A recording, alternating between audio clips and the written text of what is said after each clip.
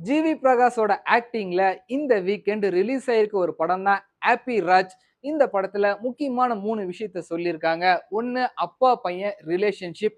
2 நமக்குள்ள நமக்கே தெரியாம ரொம்ப வருஷமா இருக்க ஒண்ணு தான் பாடி ஷேமிங். மத்தவங்கள பாடி ஷேமிங் பண்றது. 3 எல்லாருக்குமே கான்ஃபிடென்ட் இருக்கணும். இந்த 3 விஷயத்த தான் இந்த படத்துல முக்கியமா சொல்லியிருக்காங்க.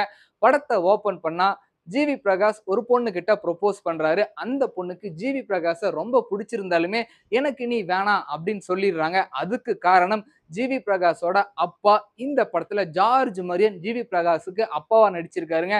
இவர ஊருக்குள்ள எல்லாருமே குதிரை மூட்டை குதிரை மூட்டைன்னு சொல்லி கலாய்க்கிறாங்க. நம்ம ஜிவி பிரகாஷ சின்ன குதிரை மூட்டை அப்படின்னு சொல்லி கலாய்க்கிறாங்க. உன்னை நான் கல்யாணம் பண்ணிக்கிட்ட என்னையுமே எல்லாருமே குதிரை மூட்டையோட மருமக அப்படின்னு சொல்லி கலாய்ப்பாங்க. எனக்கு நீ வேணாம் அப்படின்னு சொல்றாங்க. இது மட்டும் இல்லாம ஜிவி பிரகாஷோட அப்பனால ஜிவி பிரகாஷ் சின்ன வயசுல இருந்து பயங்கரமா சஃபர் ஆகுறாருங்க.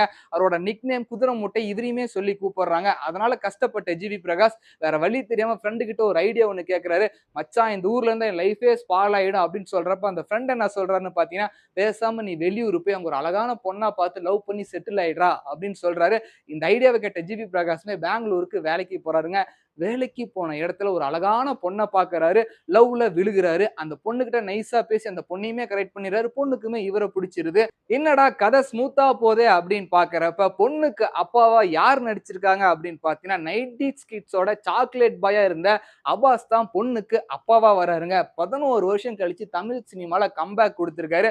அவர் என்ன சொல்றாருன்னு பாத்தீங்கன்னா, எனக்கு எல்லாம் ஓகே, உங்க அப்பா அம்மாவை நான் மீட் பண்ணும் அப்படின்னு சொல்லி வர வைக்கிறாருங்க. அங்க வந்த இடத்துல அவங்க அப்பா அம்மா பயங்கர அலப்பறை கொடுக்குறாங்க. அதுல மிரண்டு போன அப்பாஸ் இந்த கல்யாணம் நடக்காது அப்படின்னு சொல்லிடுறாரு. அதுக்கப்புறம் உங்களுக்கு கல்யாணம் நடந்துச்சா இல்லையா அப்படின்றதுதான் இந்த படத்தோட மெயின் ஸ்டோரியா இருக்குங்க.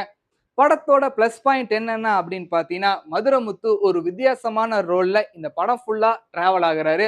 படத்துல ஜிவி பிரகாஷ்க்கு அப்பாவா நடிச்சிருக்க ஜார்ஜ் மரியன் இந்த கேரக்டர்ல வாழ்ந்திருக்காருங்க. அவரை தவிர இந்த கேரக்டரை வேற யாராலையும் பண்ண முடியாது. நம்ம உருவத்தை வச்சு நம்மள எடை போடக்கூடாது. நம்ம உள்ளத்தை வச்சு தான் எடை போடணும் அப்படின்ற ஒரு அழகான விஷயத்தை இந்த படத்துல சொல்லியிருக்காங்க. 3 ஜிவி பிரகாஷோட ஆக்டிங் இந்த படத்துக்கு ரொம்ப அழகாவே அமைஞ்சிருக்கு. அவரோட ஸ்டைல் எல்லாமே யூனிக்கா இந்த படத்துல இருக்கு.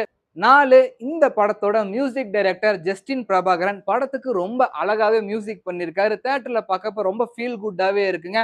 மத்தபடி படத்துல நடிச்ச எல்லாருமே அவங்களுக்கு கொடுக்கப்பட்ட வேலையை ரொம்ப அழகாவே பண்ணியிருக்காங்க. படத்தோட லாஸ்ட் 20 நிமிஷம் ஒரு எமோஷனல் கண்டென்ட்னே சொல்லலாங்க. ஜார்ஜ் முரியன் அந்த கேரக்டரை சொல்ற விதம், அந்த பிளாஷ்பேக் போர்ஷன் எல்லாமே ரொம்ப சூப்பராகவே இருக்கும். அப்பா பையன் சின்ன வயசுல நம்ம எல்லாருமே அப்பா கூட பயங்கர க்ளோஸா இருப்பாங்க. ஒரு வயசு ஆக ஆக அவருக்கும் நமக்கும் எக்கச்சக்க கேப் உருவாகிடும். அந்த ஒரு விஷயத்தெல்லாம் இந்த படத்துல ரொம்ப அழகாவே கன்வே பண்ணியிருப்பாங்க. மொத்தத்துல இந்த வாரம் இந்த படத்தை எல்லாருமே ஃபேமிலியோட தியேட்டர்ல பார்த்து என்ஜாய் பண்ணலாம். எல்லா ஃபாதருக்குமே இந்த படம் ரொம்பவே பிடிக்குங்க. எனக்கு ஒரே ஒரு குறை தாங்க. 90s சாக்லேட் பாய் அபாஷ் 11 வருஷம் கழிச்சு தமிழ் சினிமால நடிக்கிறாரு. அவரோட கேரக்டரை இன்னுமே கொஞ்சம் ஸ்ட்ராங்கா எழுதியிருக்கலாம். ஏன்னு கேட்டீங்கன்னா, ஏதோ வராரு போறாரு ஒரு ஃபாரின்ல இருந்து வந்த அப்பா அந்த மாதிரி தான் இருக்கே தவிர பெருசா ஒன்றும் காட்டின மாதிரி எனக்கு ஒன்றும் ஃபீல் ஆகல. ஒரு கம்பேக்கா அப்படின்னு கேட்டீங்கன்னா அந்த மாதிரிலாம் இல்லை. அதே மாதிரி சோஃபா தம்பி அவனும் படத்தில் நடிச்சிருக்கான். ஒரு 2 சீன் வரான் 3 சீன் வரான் அவ்வளவுதான் இருக்கே தவிர மற்றபடி அவனுக்கும் பெருசா இல்லை. அதிர்ச்சி அருண் அங்கங்க வராரு, நல்லா காமெடி பண்றாரு. இன்னுமே அவருக்கு ஸ்கிரீன் பிளேஸ் கொஞ்சம் அதிகமாவே கொடுத்திருக்கலாம். மொத்தத்துல இந்த வாரம் மஸ்ட் வாட்ச் ஜிவி பிரகாஷோட ஹாப்பி ராஜ். ஃபேன்ஸ் எல்லாருக்குமே டாப் நாச். பட்டா